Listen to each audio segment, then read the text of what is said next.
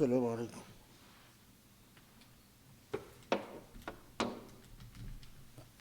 الله أكبر الله أكبر الله أكبر الله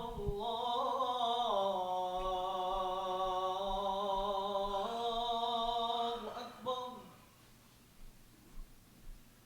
أشهد أن لا إله إلا الله.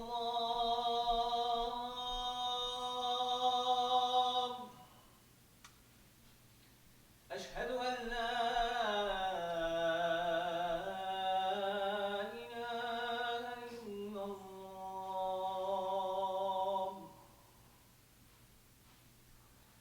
أشهد أن محمدا رسول الله.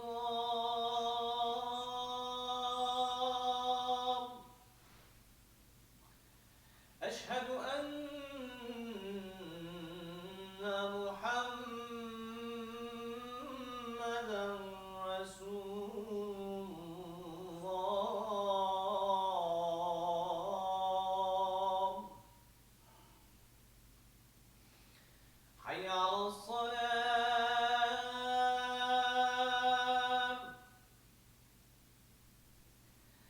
حي على الصلاة.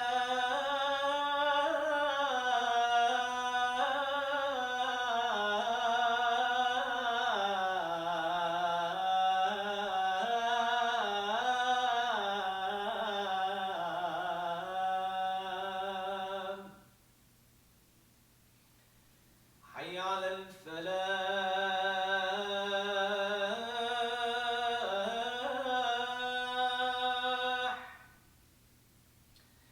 حي على الفلاح.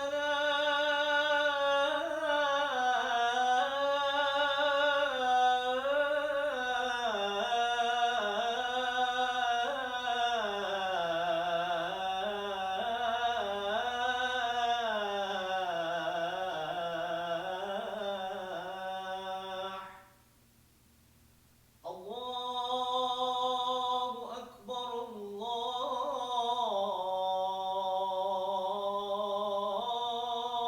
أكبر.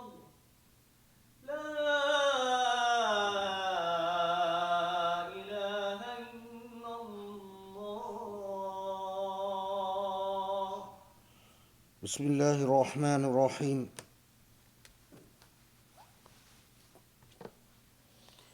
بسم الله الرحمن الرحيم، والحمد لله رب العالمين، وسبحان الله العلي العظيم. سبحان الله الذي هدانا لنعمة الإسلام، وما كنا لنهتدي لولا أن هدانا الله.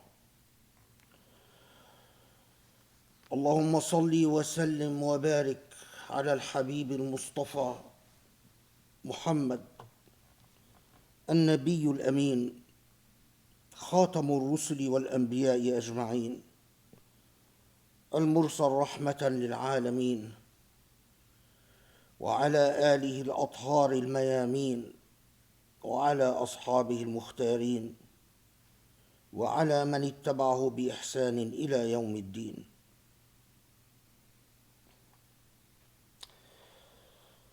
اللهم يا رب، يا الله، إنا نبتهل إليك وندعوك. اللهم يا رحمن يا رحيم، اهدنا فيمن هديت، وعافنا فيمن عافيت، وتولنا فيمن توليت، وبارك لنا فيما أعطيت، وقنا شر ما قضيت، فإنك تقضي ولا يقضى عليك، وإنه لا يذل من واليت ولا يعز من عاديت، تباركت ربنا وتعاليت. اللهم يا علي عظيم، اقسم لنا من خشيتك ما يحول بيننا وبين معاصيك، واقسم لنا من رحمتك ما يقربنا من طاعتك، وارزقنا من اليقين من يهون علينا مصائب الدنيا وأحداثها.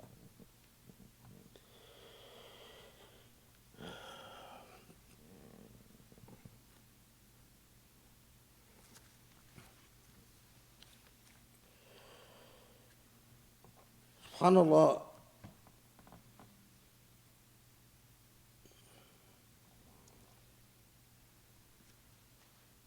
among what Allah tells us in Allah's revealed book,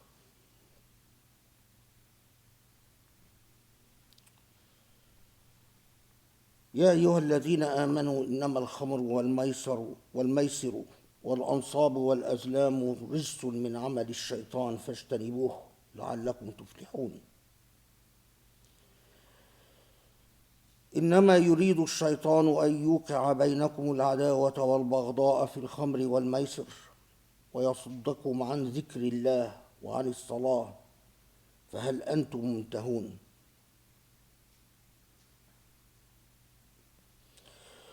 وأطيعوا الله وأطيعوا الرسول واحذروا فإن توليتم فاعلموا أنما على رسولنا البلاغ المبين. This warning in Surah Al-Ma'idah,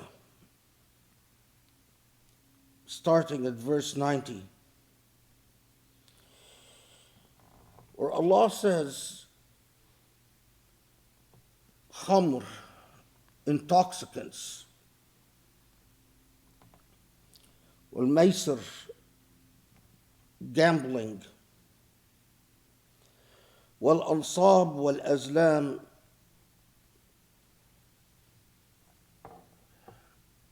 idolatrous methods, which includes games that would attempt to predict the future, which were quite widespread and common in Arab society, pre-Islamic Arab society.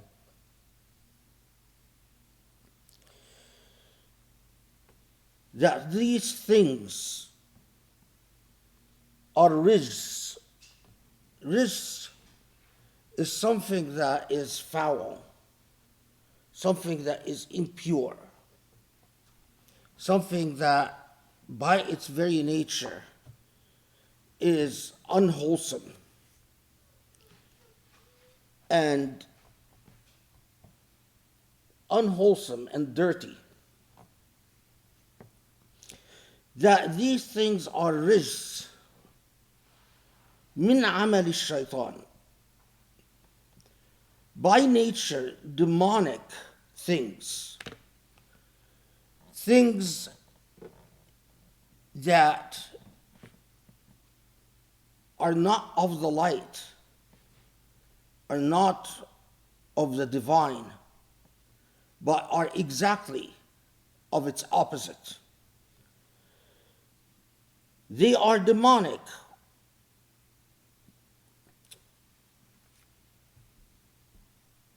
unclean, unhealthy.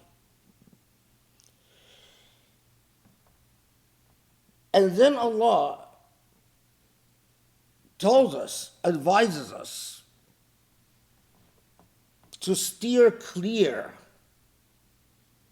of these demonic activities. But the ayah that follows is very fascinating, and it deserves pause and reflection. إنما يريد الشيطان أن يوقع بينكم العداوة والبغضاء في الخمر والميسر ويصدكم عن ذكر الله وعن الصلاة. That the reason that shaitan propagates, supports, and spreads, the reason that the demonic is vested in these types of activities is that the demonic has an interest to see al-adawa wal-baghdha, enmity, hatred, anger, vengeance become widespread amongst you.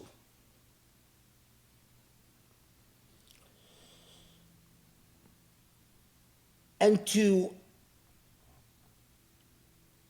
see that you drift away from dhikrillah, from the remembrance of Allah,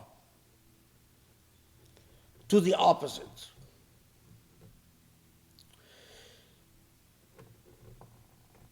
And you pause and you think, what is the connection? We know what intoxicants are. We know what gambling is. And we know all the various games of chance and attempts at divination, divining the future.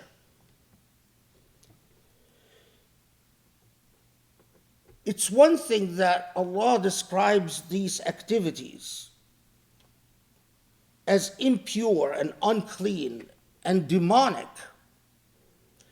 But when Allah tells us that this is part of what shaitan supports, so that to spread amongst you al-adawa wal-baghdha, enmity and hatred,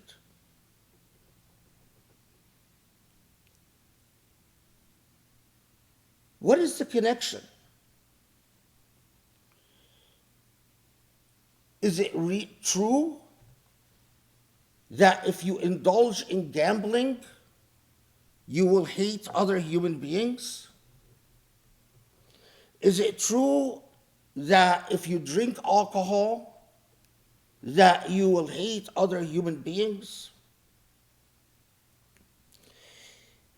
And if these are instrumentalities for shaitan to achieve a goal, and the goal is to spread hatred, hostility, and enmity amongst you,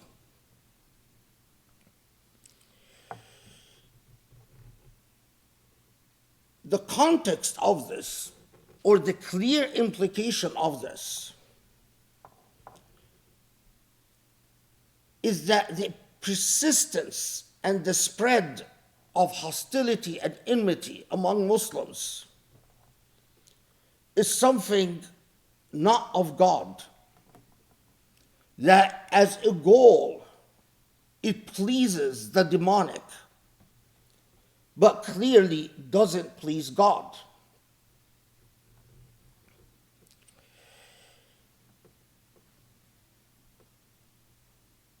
Of course,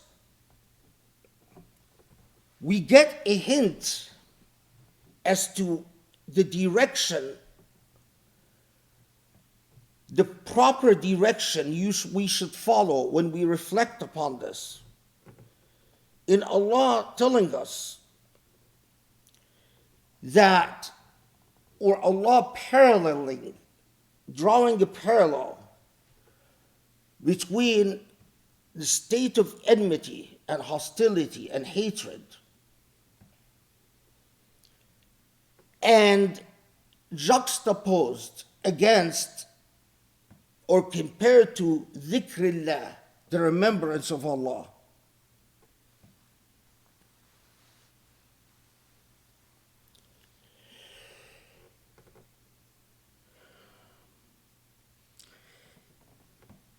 It doesn't mean that every time someone will drink, the net result of drinking alcohol will be to hate. And it doesn't mean that every time someone indulges in gambling, the net result of that will be to hate. But one must reflect upon the nature of the activity that Allah identifies as of the demonic in order to understand the nature of what Allah describes as the spread of hostility and enmity amongst you.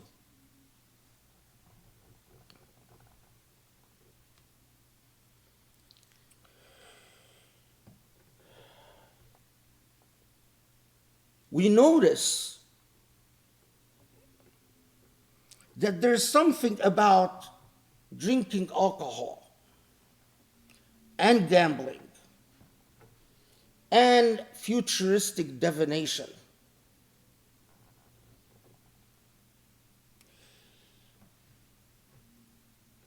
all of these are risky behavior. They are risky behavior because they involve individual indulgence that brings about individual pleasure. But every time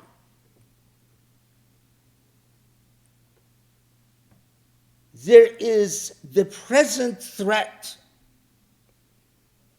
that they would tap into a part of the human psychology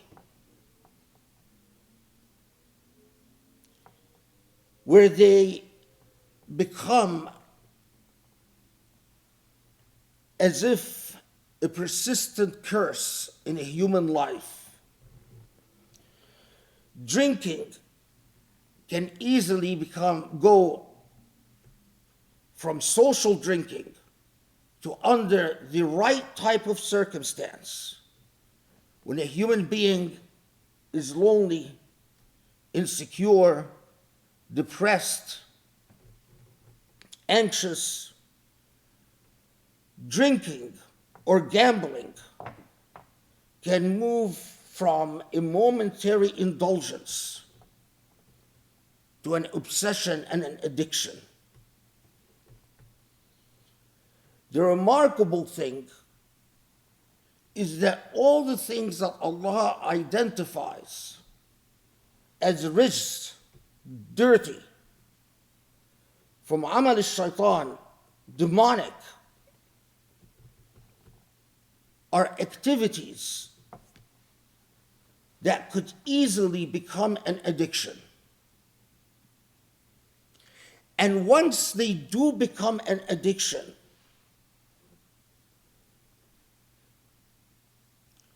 or they not even, they sometimes an addiction is a full-blown addiction, or even an obsession that comes and goes.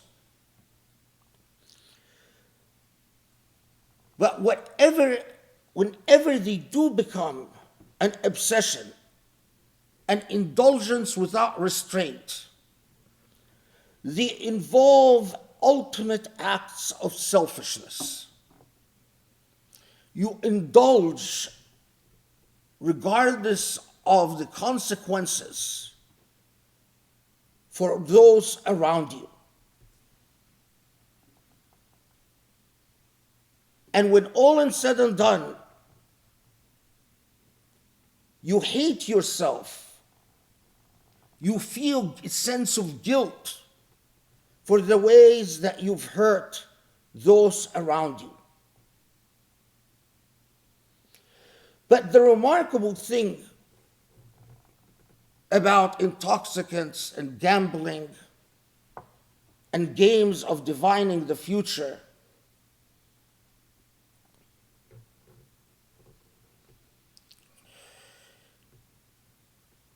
is that at those times in which they become obsessive behavior and selfish behavior, They defy rationality and defy the possibilities of justice. Those who indulge in this activity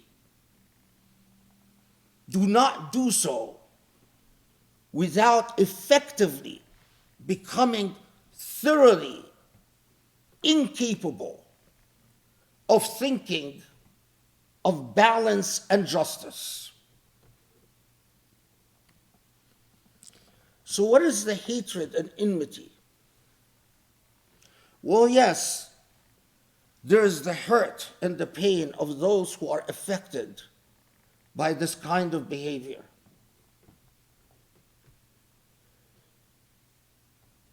There are those, the hurt and the pain of those who are close to a person who has indulged and hurt others. But there is an even greater hatred and a greater enmity.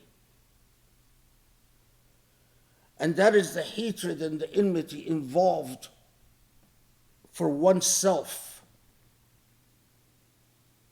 When one becomes a full-blown addict, when one becomes an alcoholic or a gambling addict, the loss of control is a spiraling process of helplessness felt by others around you, the anger and hurt felt by others, but the anger and hurt felt by the addict self. And anger and hurt that needs an immense struggle to attempt to heal, and often does not end well. Often ends with a human being completely torn apart, bankrupted, thoroughly oppressed by the demonic illness of these instrumentalities,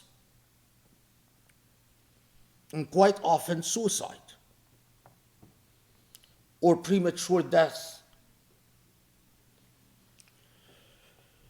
SubhanAllah,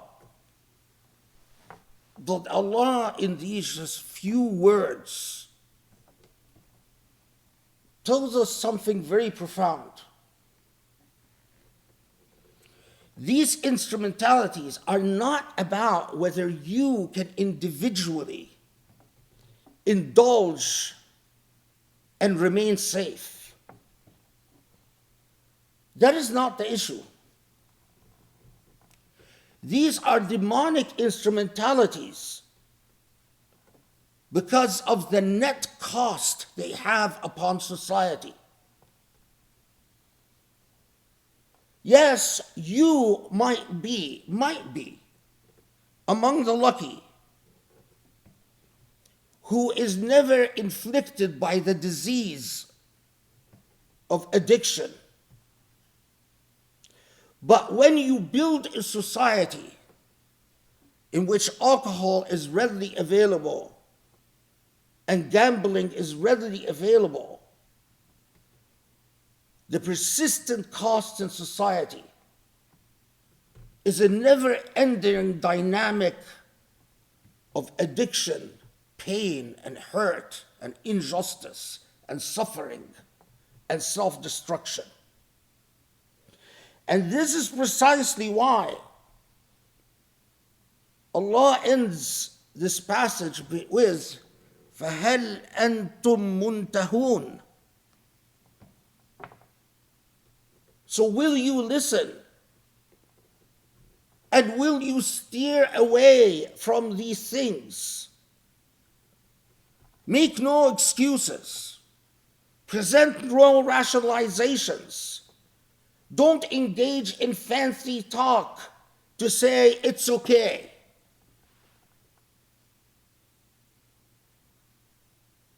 Now, amazingly,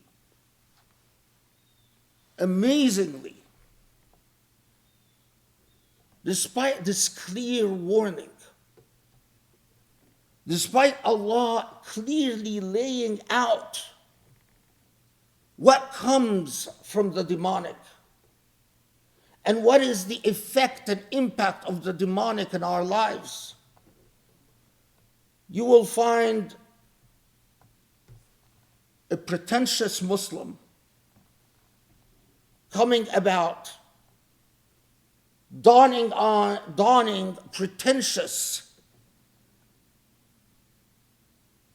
indicia of qualifications. I graduated from this university and that university. Engaging in pretentious intellectualism to tell you, well, it's possible to be a Muslim and to drink and gamble and to not consider it haram, not consider it from the demonic, not consider it risks, because it's not about the text, it's not about revelation, it's about context and pretext and post-text. And what is amazing is that you find equally pretentious Muslim pseudo-intellectuals that will read this material and say, wow, how wise, how profound.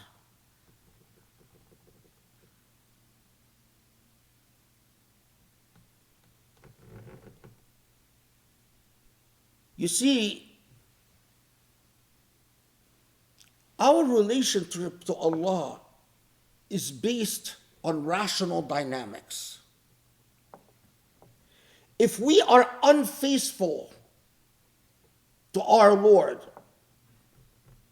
if we are abusive in our relationship to revelation,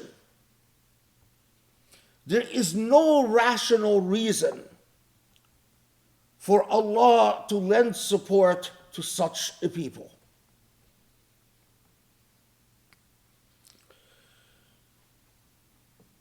Instead of investing our efforts in dissecting and analyzing and comprehending why Allah describes certain institutions in human behavior as rijs, impure, corrupt, dirty, and tells us to steer away from such activity, and tells us that such activity will generate hate, particularly self-hate, destructive behavior in society. Instead of putting our energies and efforts in that, we put our energies and efforts in diluting the divine revelation, in telling God, look how intelligent we are. We can hear your words and sideline your words and make your words marginal and meaningless. أقول قولي هذا واستغفر الله لي ولكم واسأل الله يستجب لكم. بسم الله الرحمن الرحيم. وسبحان الله العلي العظيم والحمد لله رب العالمين وأفضل الصلاة والتسليم على محمد وعلى آله وأصحابه ومن اتبعه بإحسان إلى يوم الدين.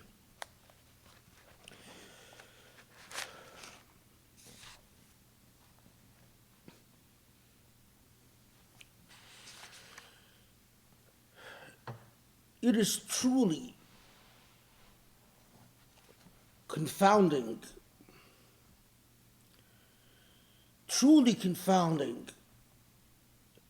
the extent to which in the modern Muslim condition, Muslims seem to have become incapable of simply the most basic comprehension of the most basic rational dynamics. To the extent that one often feels that they need the field of social psychology to engage the Muslim condition, not law, not history, not philosophy, but social psychology, because so much of the behavior defies rationality.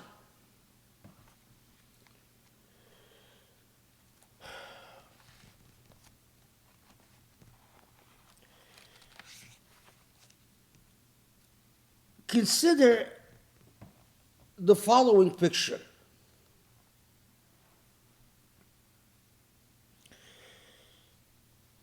An article tells us something that is hardly surprising.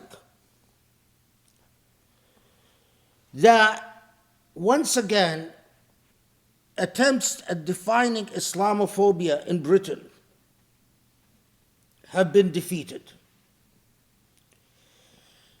And that there are powerful lobbying groups energetically lobbying to prevent any type of institutional, structural recognition of the racism of Islamophobia. And that these lobbying groups are extremely well funded and extremely well organized. But not only that, but these groups in turn that counsel against defining Islamophobia and that keep saying that attempting to define Islamophobia will restrict freedom of speech and will violate our time-honored values that respect freedom of speech, that these groups are not funded by decent civic money, but are actually funded by money that comes from neo-Nazi, extremist, racist quarters. Nevertheless, because they're well funded and because they're well organized, they are effective.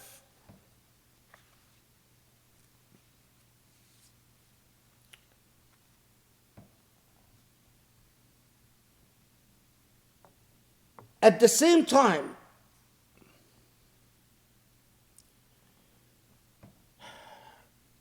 you read about another extremely tragic battle,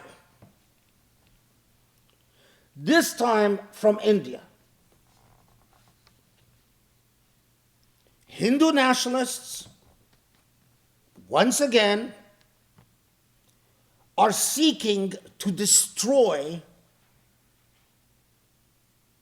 Islamic monuments and mosques that are centuries old in India. And they employ two tactics, one from an Israeli playbook and the other from a Saudi playbook. Yes, this mosque is 600 years old. Yes, this mosque is 800 years old. But you know what? The Israeli playbook, this mosque thousands of years ago, this land was Hindu land. Can you prove it? Well, no, you prove the opposite. You prove that it wasn't Hindu land. That's exactly what the Israelis do. The standing assumption is that all of Palestine is Israeli, and you prove, if you have any rights, to the contrary.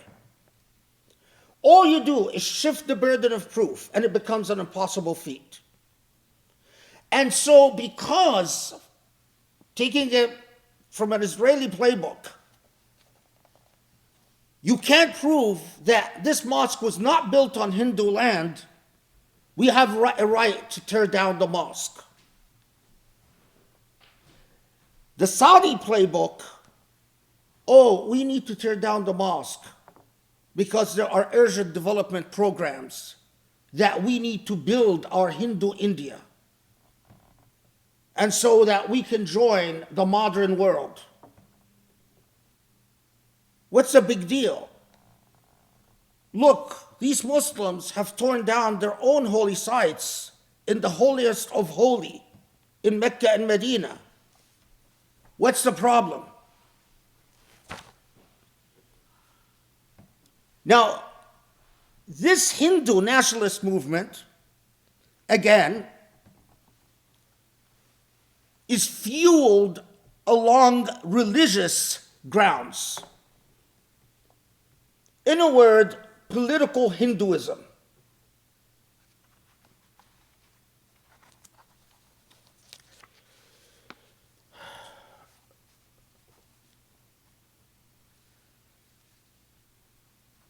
This past year, has been the bloodiest year for Palestinians. More Palestinians were killed this year by Israeli forces,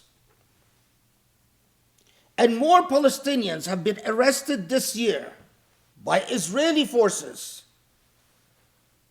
more than any other time since the UN has started keeping records of how many Palestinians are killed or arrested by Israelis. Despite that, at the same time, under the auspices of fighting political Islam, that political Islam is the greatest danger to the Muslim world, Saudi Arabia, United Arab Emirates, Bahrain, Egypt, and so on, have lowered all the barriers to making friends with Israel. Does this friendship translate into greater rights to Palestinians? Absolutely not. This friendship translated into the apartheid regime in place in Israel being the worst it's ever been. Despite all the peace agreements, all the friendship agreements, despite all the Muslims who say, forget Jerusalem, forget Palestinians, the government that's going to come to power in Israel is the most right-wing government to date. In fact, articles about how American backers have funded the most ultra-religious extremist coalition that's going to come to power in Israel. Haaretz writes an article about whether will Israel become a theocracy. Religious parties are elections' biggest winners. And it makes you pause and think. Okay, so political Christianity is blocking the adoption of a structural, institutional position that would condemn Islamophobia. Political Judaism is on the ascendancy and is coming to power in Israel, basically giving the finger to all those Muslims who said, oh, if we're friendly towards Israel, it will be better for Palestinians. And political Hinduism is supposed to destroy more mosques in India. What are Muslims doing? Muslims are still ranting about the dangers of political Islam and the dangers of Ikhwan and the Muslim Brotherhood. Do they even understand what they're talking about when they speak of political Islam? It doesn't matter. What matters is it sounds educated. It sounds profound. And it keeps dictators in power. Consider this. You can be an extremist Hindu. You are safe. No one is going to arrest you or torture you. You can be an extremist Christian. You're safe. No one will arrest you or torture you. You can be an extremist Jew. You are safe. No one will arrest you or torture you. The only kind of extremism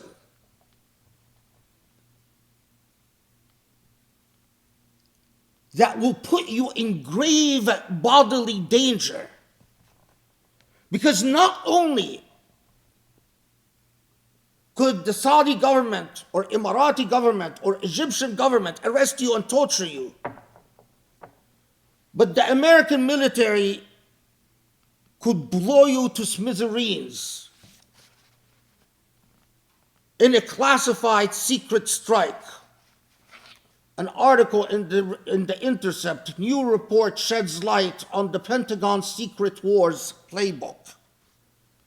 The report reveals that the Pentagon has been secretly killing, assassinating, quote-unquote, extremist Muslims, whoever they decide is an extremist Muslim, for decades.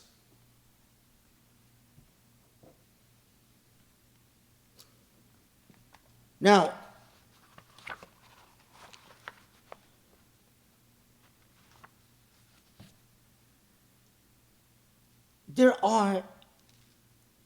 I'm not saying this to simply raise abstract sense of grievance, but to come down to a very practical set of issues in which muddled Islamic thinking, the social psychopathies of Muslims manifest themselves into complete paralysis and inability to function and offer concrete results with concrete problems.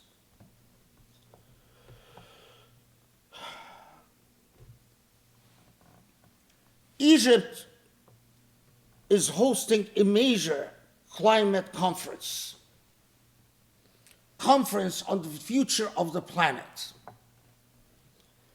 It's a clear publicity stunt by a despotic, authoritarian, tyrannical regime.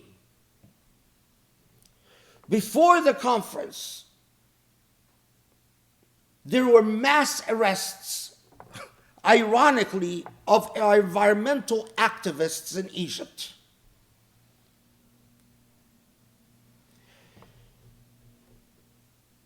So not only does Egypt have an abysmal human rights record, but in order to hold this conference, Egypt committed further human rights violations.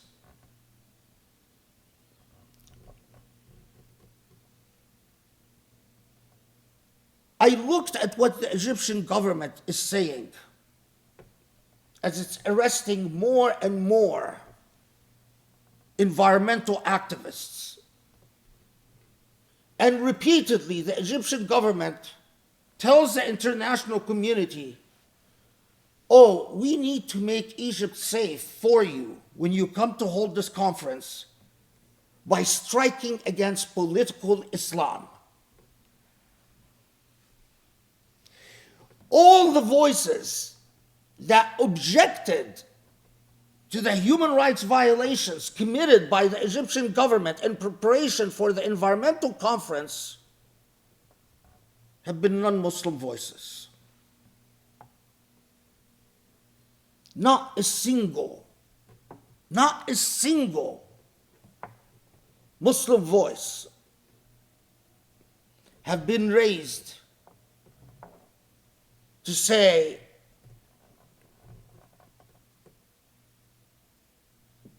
this is amal min amal al-shaytan. This is the activities of shaitan.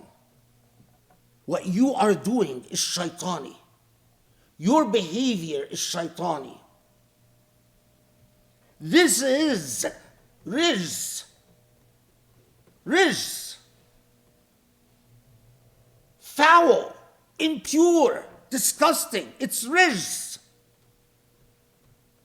Min amal al-shaytan. It's demonic.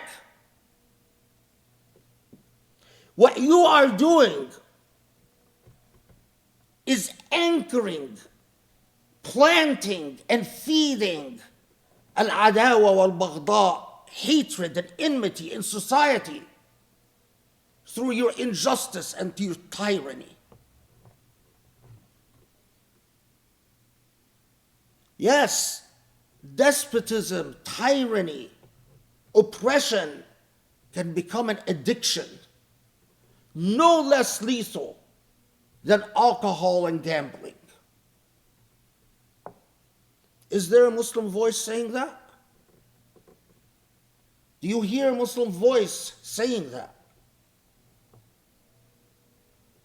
And I ask you, why not? Hasn't Allah made it clear for us in God's book? Where are we? But I'll close with my second example.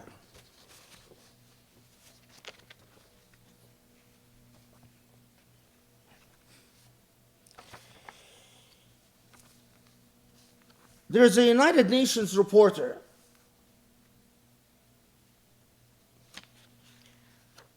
who has been appointed by the UN to report on contemporary forms of racism.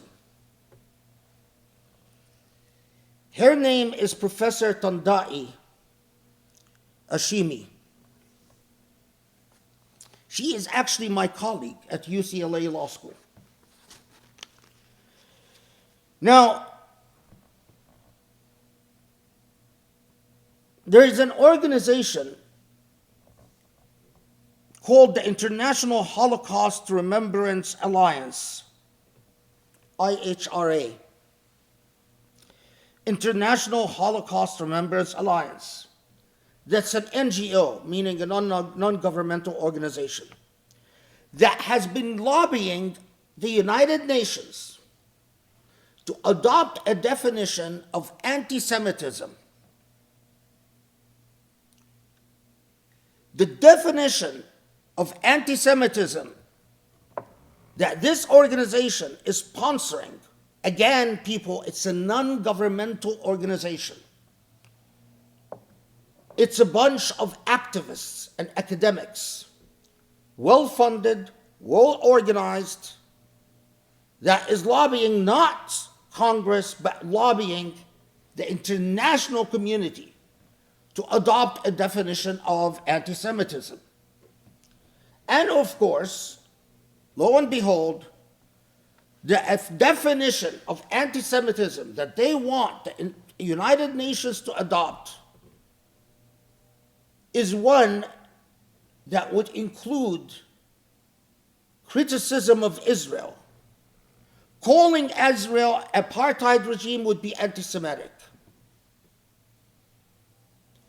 Criticizing Israel's human rights record would be anti-Semitic. Now, the funny thing, funny in an extremely sad way,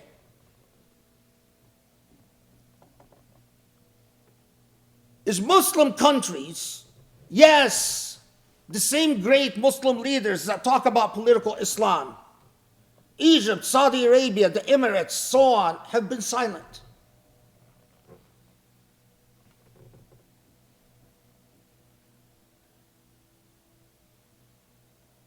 The effective obstruction of the adoption of this definition of anti-Semitism, which, lo and behold, the same organizations that tell us if you adopt a definition of Islamophobia, that's going to censor freedom of speech. All these organizations find no censorship of freedom of speech if you ban the criticism of Israel. Freedom of speech has no problem with banning criticism of Israel. But freedom of speech has a problem with saying that insulting the Prophet and calling him a pedophile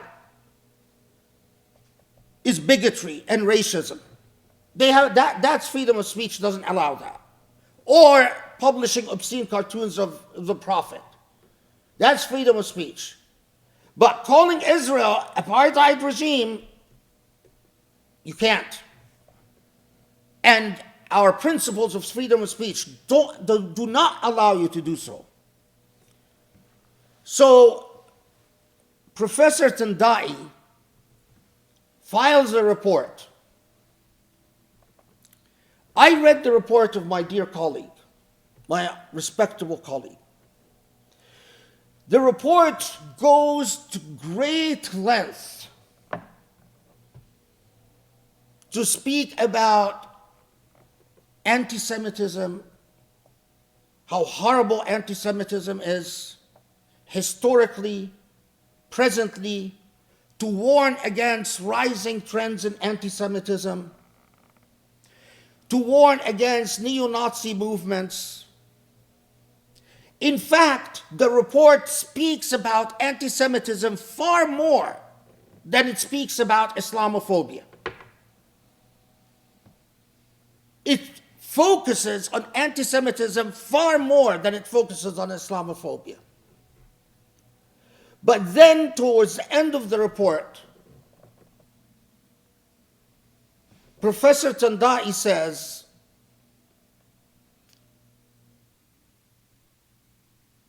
she advises against the adoption of the definition of anti-Semitism proposed by the International Holocaust Remembrance Alliance, and says adopting this definition would effectively immunize Israel from any criticism.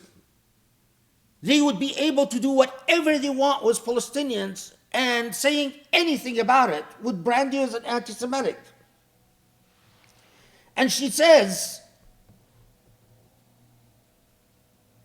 that this effectively would demonize and criminalize human rights activists like Amnesty and like Human Rights Watch that have, in fact, described Israel as an apartheid state.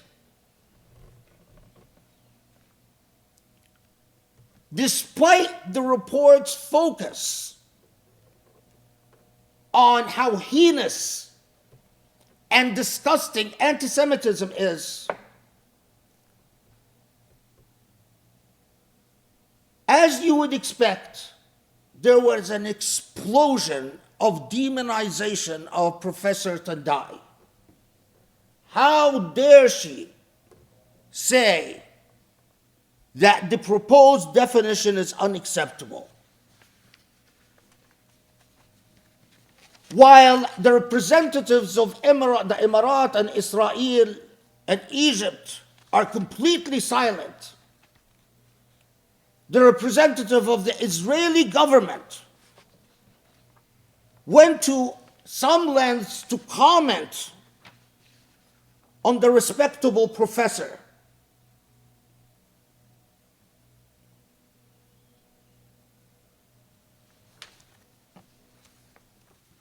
And again, you see the power of money and activism as activists demand the removal of the professor from her position as a reporter for the UN. Now,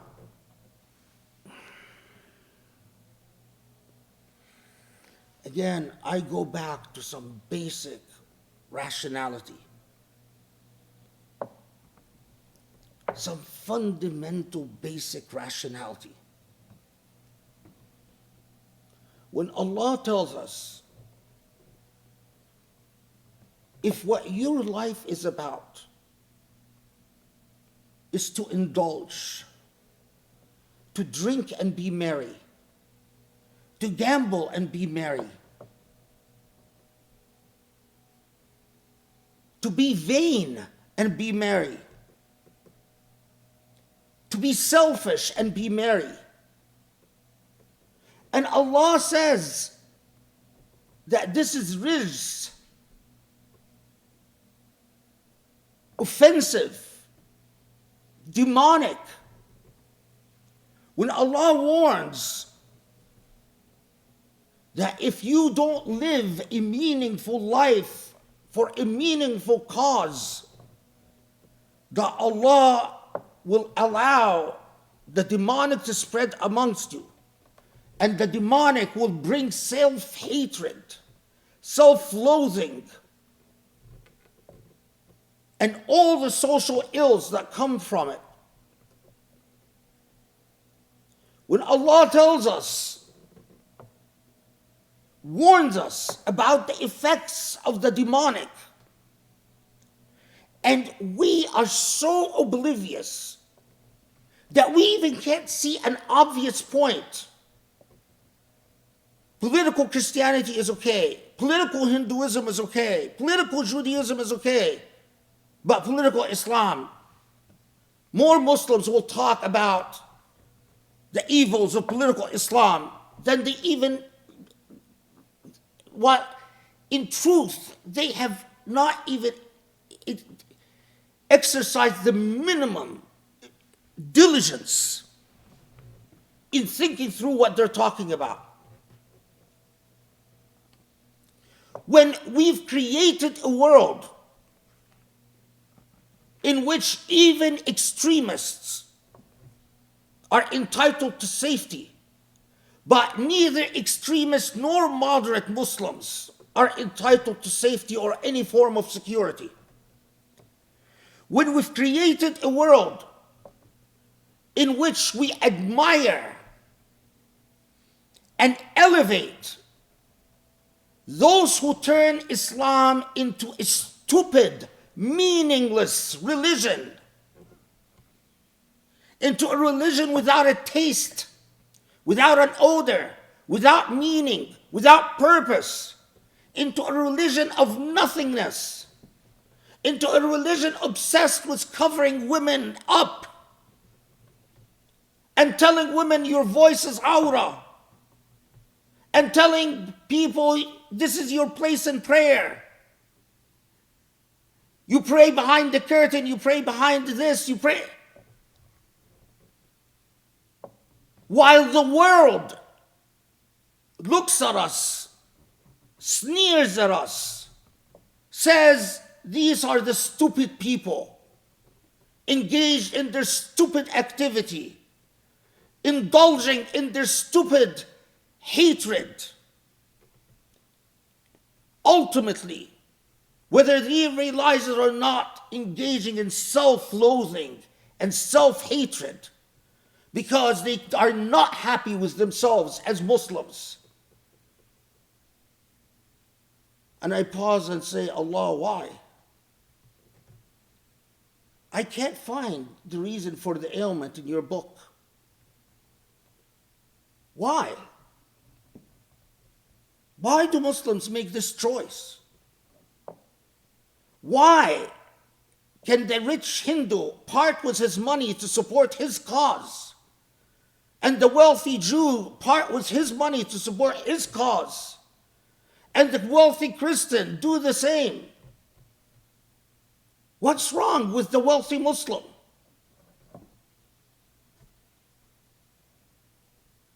Why can't Muslims get an education? Read a book. Just read some articles. Engage in simple, rational, deductive processes. لا حول ولا قوة إلا بالله. اللهم اغفر لنا. اللهم اعف عنا. اللهم ارحمنا يا رب. اللهم اهدنا لأقرب من هذا رشدا يا كريم. اللهم يا علي يا عظيم. Allah forgive our sins. Allah guide us towards the right path. Allah empower us to be better Muslims, to shed the demonic from our midst, to heal our souls. Help us in the battle against self-loathing and self-hate. يا علي يا عظيم وصلي وسلم وبارك على محمد وعلى آله وأصحابه وانتبعوا بإحسان إلى يوم الدين وأقم الصلاة.